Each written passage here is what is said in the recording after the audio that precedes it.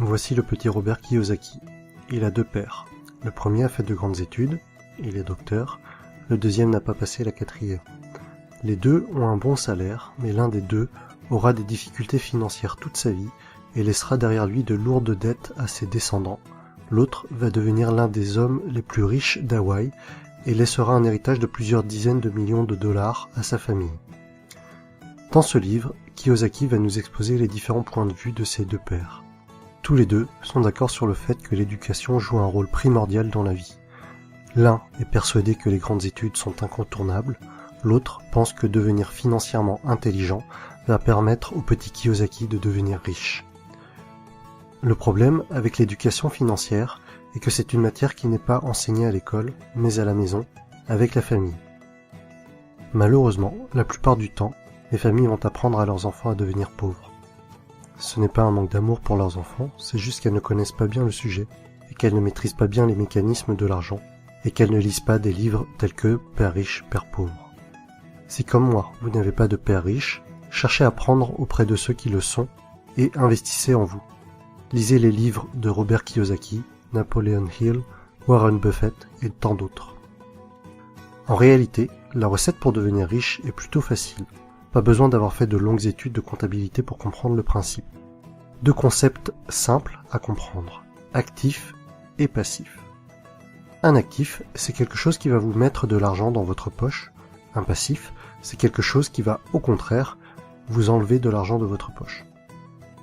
En analysant un peu, tout peut être un actif ou un passif.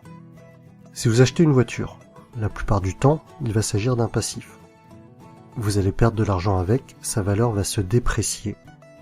Mais si vous êtes un chauffeur de taxi, si vous êtes commercial, et que votre voiture améliore votre image et qu'elle facilite certaines de vos affaires, alors votre voiture pourra devenir un actif.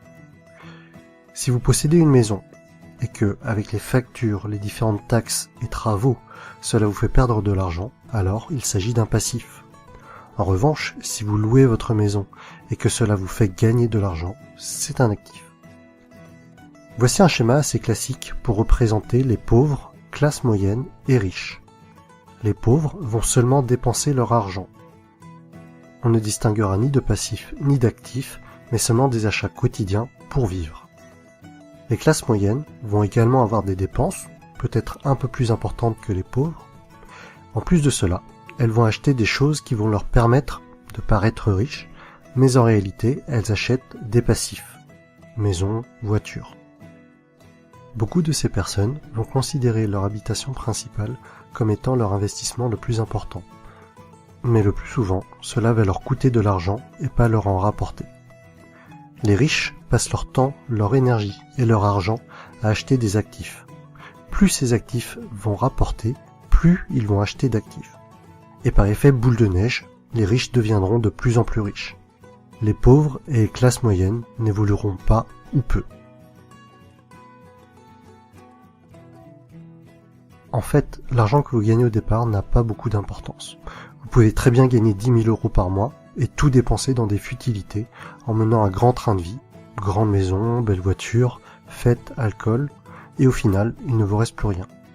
À l'inverse, vous pouvez ne gagner que 1 500 € par mois aujourd'hui et réinvestir tout l'argent qui vous reste dans des actifs et devenir de plus en plus riche au fil du temps, jusqu'à peut-être même atteindre la liberté financière et ne plus avoir besoin de travailler.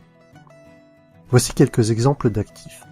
L'immobilier, la bourse, un business ou quelque chose que vous avez créé, un livre que vous avez écrit, des tableaux que vous allez vendre. Alors oui, dans la tête de nombreuses personnes, investir dans l'immobilier, dans un business, acheter des actions, c'est parfois risqué et vous pouvez perdre de l'argent. Par contre, ces personnes-là ne sont pas contre acheter une deuxième télévision à écran plat qui dans 2 ou 3 ans ne vaudra plus rien. Personnellement, je préfère perdre de l'argent en ayant essayé d'investir dans quelque chose qui peut potentiellement me rapporter de l'argent plutôt que d'acheter une deuxième télé dont je n'ai pas l'utilité. Et au final, même si j'ai perdu de l'argent en ayant essayé d'acheter ou de produire un actif, les leçons reçues de mes échecs seront infiniment plus enrichissantes que de passer 3 heures par jour devant des programmes télé sans intérêt. En résumé, si vous voulez devenir riche, Soyez financièrement intelligent. Apprenez auprès des personnes qui sont devenues riches. Apprenez à limiter vos dépenses. Concentrez-vous sur les actifs, limitez les passifs. Et voilà mon résumé du livre Père riche, Père pauvre de Robert Kiyosaki. Si vous avez apprécié la vidéo, mettez-moi un pouce bleu en bas à droite. Et pour suivre mon actualité, abonnez-vous.